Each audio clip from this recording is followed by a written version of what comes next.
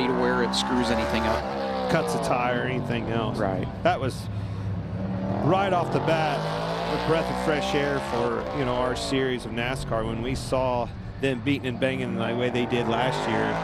Never a cut tire or anything else. That was good news. Indiana's Justin Haley won his qualifying heat here last year, but crashed with Kyle Larson in the main event, and he's going up to second on the board with a 13.65. Matching his teammate. That is a strong first lap. Checker, turn in on 2. 13.41. Wow. He bests Allmendinger by 0.2 of a second. Dude, turns 1 and 2, he was way higher than the other drivers were, and he is mowing down the backstretch. I mean, carried a ton of momentum. He's way faster. That's Yes, what he is. is. Way faster. Incredible. To come, again, Blake Harris, different crew chief even. To be able to take 2 crew chiefs of the same car, same driver, and there. Christopher Bell was the one that would run that 17. A little bit faster. That 16 is really strong with Byron. Started to lose it a little bit there. You heard it as it took that load. Cracked out of the throttle just a little bit. 29.02. Like it wasn't it much. I said a little bit. Yesterday in practice. Well, this is kind of a foregone conclusion because Kyle Larson can give up 3.5 tenths from round 1 and still win the pole. Look at this. Didn't get off that corner quite as good, but he's starting to beat him on exit. Down this straightaway. No mistakes. Be disciplined down here in 3. Hooks the bottom. Denny rolled that bottom so good.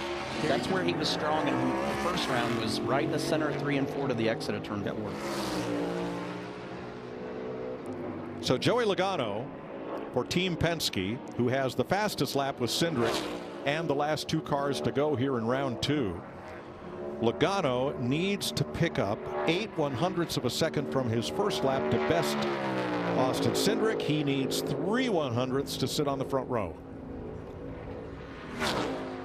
Joey's not tempting fate, running all the way above the hash marks there. I think he does it. It's going to be close. Boy, that RPM hardly wavers. 100 RPM here, 100 there. Arctic getting into 1 just a little bit more, wee little bit more than the 10 car did. I think that definitely helps them get through the corner. Wow, 8,000 down the backstretch. Man, it's so close. Look at him roll the center of the corner there, making time. He was right on the line getting into the corner. Check it out. Going to be close. Yes, by 6/1,000. Maybe overstep just the least little bit. That's all it takes. Got Byron on the gas hard down the back straightaway. We've got Reddick easing his way into his lap. Liking that green with his 24 car. Got a half a second of green. Yes, sir. Losing a little bit. Oh, back to a half second. Got in that corner pretty hard. Byron would have won the pole in Xfinity, but cut the course. Estimated half second of gain there, and the lap was disallowed. Well, he's making up for it. Yep. Tons of green here. Top of the board. In that 10-second roll. Ryan Preece, who got his first Whelen NASCAR modified win right here in 2008, will be the final qualifier. Preece was a 20.04 in the first round. Wrapped the bottom well, got a little loose off the corner.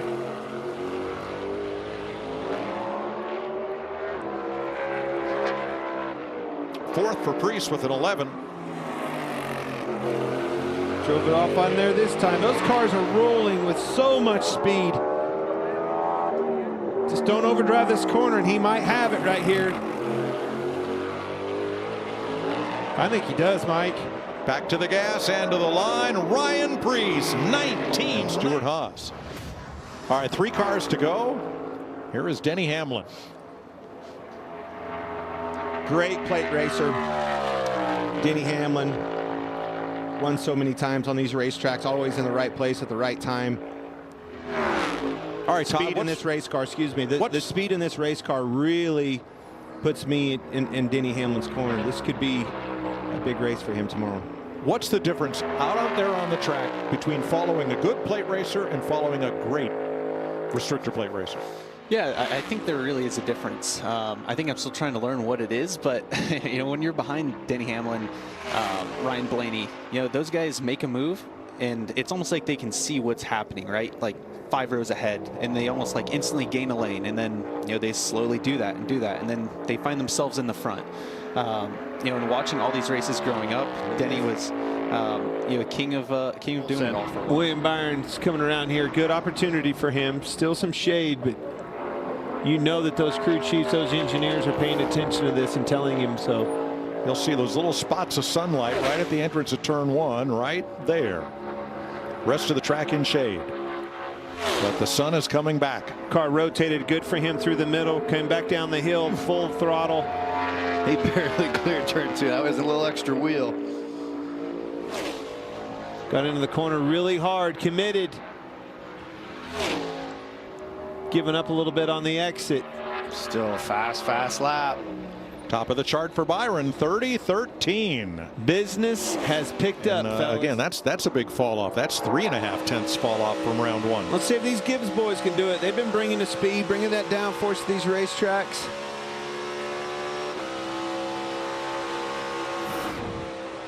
Truex and Keselowski were both under 29 seconds in the first round. Truex got back to the throttle good there. Yeah, he did. This is the closest one by far.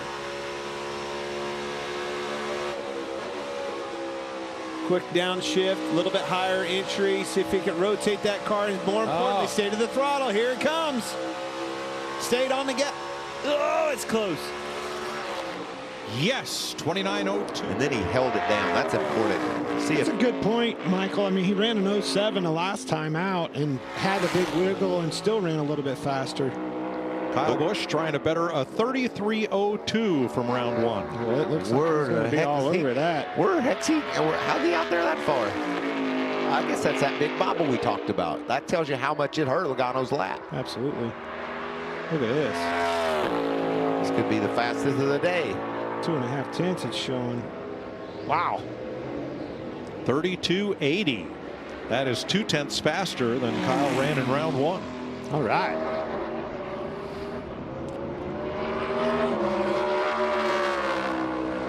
Tell you what, the lap Allmendinger put down is looking pretty good right now, Clint. We don't see Hamlin only had 1 lap on his tires, and you just don't.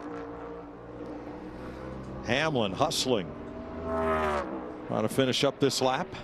1:17.9 for Hamlin, second. Wrapped around the middle of the corner really good. You can see the time coming back.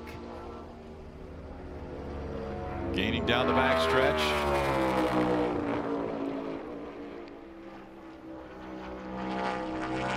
Looks really good. Good handle. Really good in 3 and 4.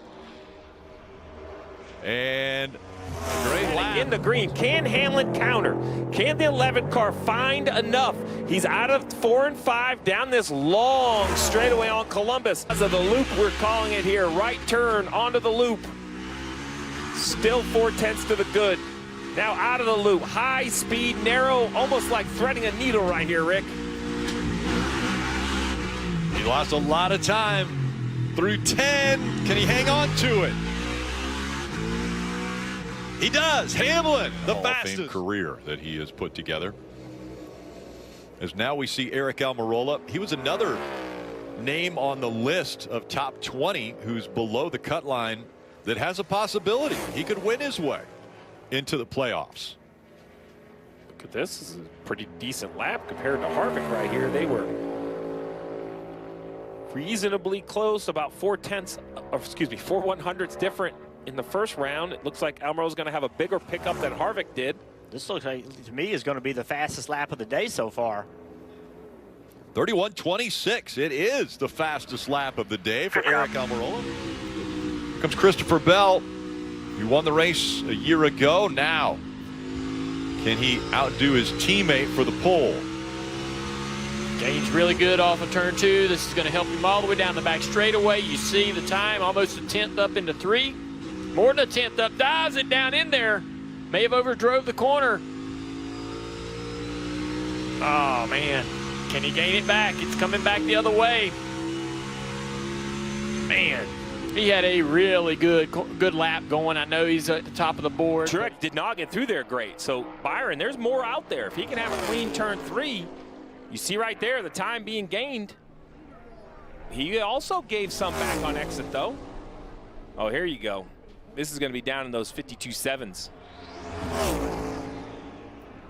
74 for Byron. Stenhouse Jr. winning the Daytona 500 to start off the season. What about, I have to ask you guys, as far as fashion goes, William Byron's big hats. What's happening there? Are you guys a proponent of the big hat? I don't think I get a vote, but my kids tell me they're cool. Okay. So if the kids think they're cool, I think you got to stick with it. Yeah, I put much thought into it. I guess it's his thing, you know, whatever.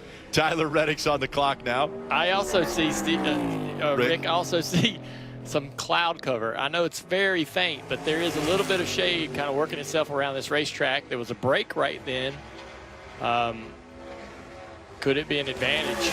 Reddick to the top of the board, but just barely. So right now, if there's any kind of gain from going out later in this session, it's very, very minimal. Reddick on his second lap, and he's 0.2 of a second off of what his first lap was. Good job. Back stretch. We've seen a lot of cars, have a little bit of trouble down here in 3 and 4. See what he can do with it. Holding tough through the middle, and now beginning to gain. Yeah, that was a big 3 and 4. Great lap for Christopher Bell, and he goes to a 23. His time comes up right now, 1:28.51. Yeah, 28.5. We'll have to just see here. Suarez right here. I wouldn't think that would be quick enough. 7 minutes. Yeah, there you go. Larson, a 49. So that's slower for Larson, though, which is a bit surprising. I thought that oh, there we go. That's more what I was expecting. 27.9 now use it on every lap, which I don't blame the drivers. If it's there, they should use it, but it's absolutely rough. All right, so we have Denny Hamlin. Through the carousel here, Hamlin. It was a 70.64 earlier. Is he faster in the final round? Oh, yes. He posts a big lap. Wow. 70.40. Chase Briscoe, back it up. He went 52.6 in the first round. He doesn't even have to go that fast to win the pole, but we'll see if he can do it. And he's not as fast when he got across the start line. High up. Yeah, really high. I don't know what this 10 car has, but they found speed in the second round at Atlanta to win the pole there. They make the final 10 here at Daytona, and they improve dramatically. Isn't going to be enough as the 14 slowly starts inching back in on that lap time. About a quarter of a lap to go. It's getting close. Look at this, trending in the green as he came out of 4. Briscoe found some speed. What a run. And Chase Briscoe is going to win the pole. 49.49. Transitioning over to the 20 car. I think that's a big advantage for Christopher.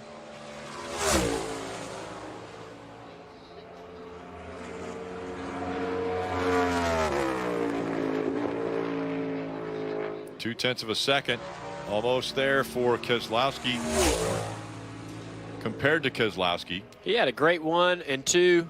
Entering 3, though, maybe overcharged the corner a little bit, cost him some speed on corner exit, but still a good lap at a 29.06. It's number 20.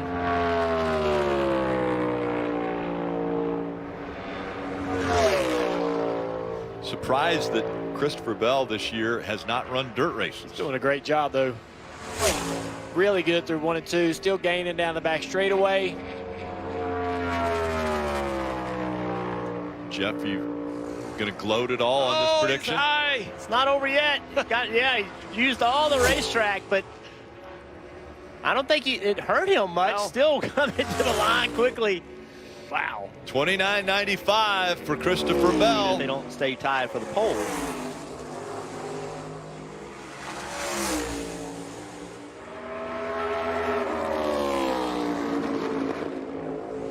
him, does Bell still think that he has the car to get the pole here? When we talked to him and he said that, nobody had run faster, but some in Group B did. So Bell has started the season off as far as the playoffs go, winning the pole at Darlington and then Kansas.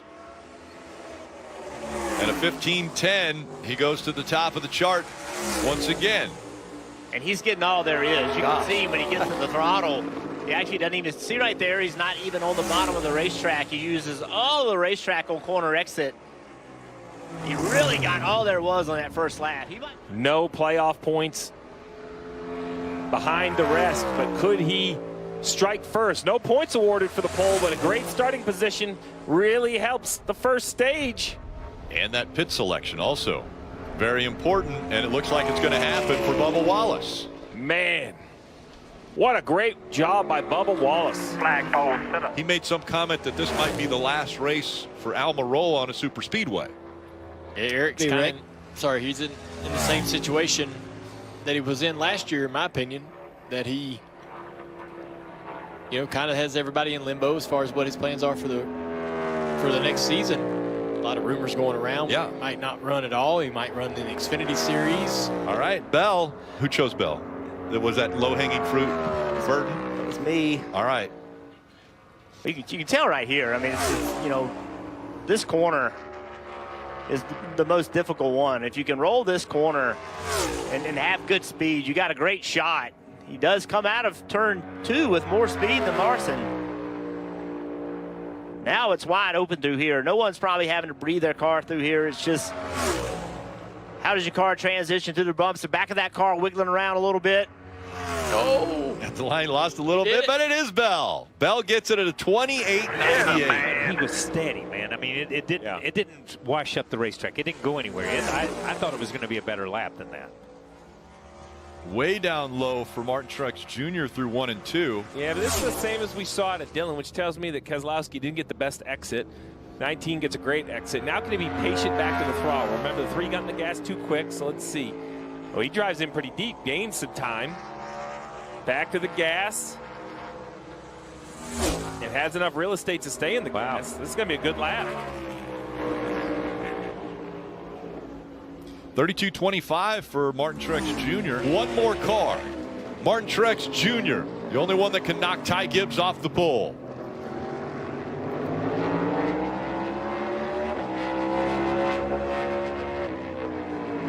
After a dismal start to the playoffs, Martin Truex Jr. and this 19 team trying to turn it around.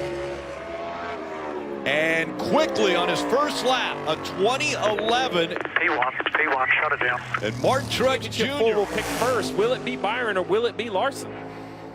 And we'll see if Willie B decides to do the same strategy as he gets into turn 3.